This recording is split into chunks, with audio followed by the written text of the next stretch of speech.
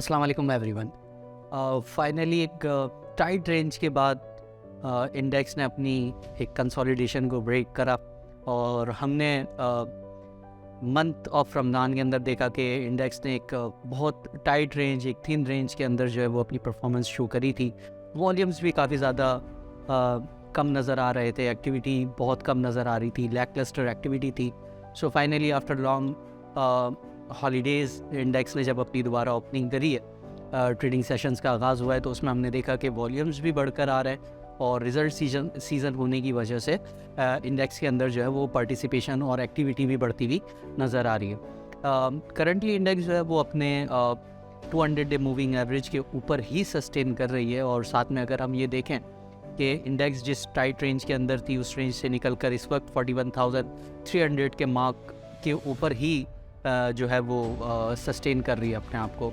सो अगर हम trend line analysis को अप्लाई करें और उसमें हम देखें तो इमीडिएट बेसिस के ऊपर इंडेक्स का जो सपोर्ट रीजन है वो 41,000 से लेकर 40,500 के बीच में नज़र आता है और यहाँ पर जो है वो अपनी पोजीशंस को एक्यूमुलेट करना चाहिए। जबकि अगर हम बात कर लें कि अगर इंडेक्स अपनी इस मूव को कंटिन्यू करता है तो अप साइड पर जाते हुए इंडेक्स को 41,800 से 42,500 की रेजिस्टेंस का सामना हो सकता है।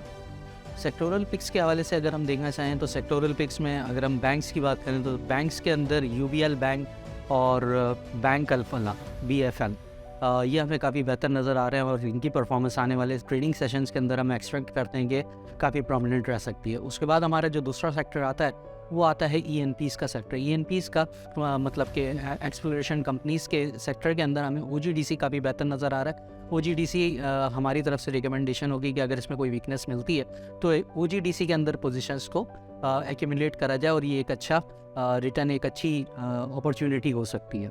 टेक्नोलॉजिकल एंड कम्युनिकेशन सेक्टर से हम नेटवर्क, TRG, AVN और नेटसोन काफ़ी बेहतर नज़र आते हैं। इनकी परफॉर्मेंस अगर हम देखें तो पिछले ट्रेडिंग सेशंस के अंदर इनकी परफॉर्मेंस काफ़ी ज़्यादा अच्छी रही है और स्लोली एंड ग्रेजुअली इनके अंदर हम एक्टिविटी परफॉर्म होते हुए देख रहे हैं और आगे की तरफ भी एक्सपेक्ट करते हैं कि इन स्क्रिप्ट्स के अंदर एक्टिविटी मजीद रहेगी और बेहतरी की तरफ ये स्क्रिप्ट्स आ सकते हैं। सीमेंट सेक्टर्स में अगर हम देखें तो सीमेंट सेक्टर के अंदर मेपल लीफ सीमेंट इस कंसोलिडेशन, इस थिन रेंज के अंदर भी अपनी पोजीशन को काफ़ी स्ट्रॉन्ग बनाए हुए रखा हुआ था और मेपल लीफ सीमेंट, साथ में पायनियर सीमेंट और चेराड cement from the cement sector हमें काफ़ी ज़्यादा बेहतर नज़र आते हैं। इसके बाद जिस सेक्टर की हम बात कर रहे हैं वो है टेक्सटाइल सेक्टर और टेक्सटाइल सेक्टर के अंदर निशात मिल्स भी स्ट्रॉन्ग अपने आप को करा हुआ है और आने वाले ट्रेडिंग सेशंस के अंदर हम एक्सपेक्ट करते हैं कि निशात मिल्स के अंदर भी कुछ बेहतरी आ सकती है। तो निशात मिल्स के अंदर भी पोजीशंस बनाना इन एरियाज़ के पास या वीकनेस मिलने पर बुरा साबित नहीं होगा। For real time technical analysis and queries kindly visit us eight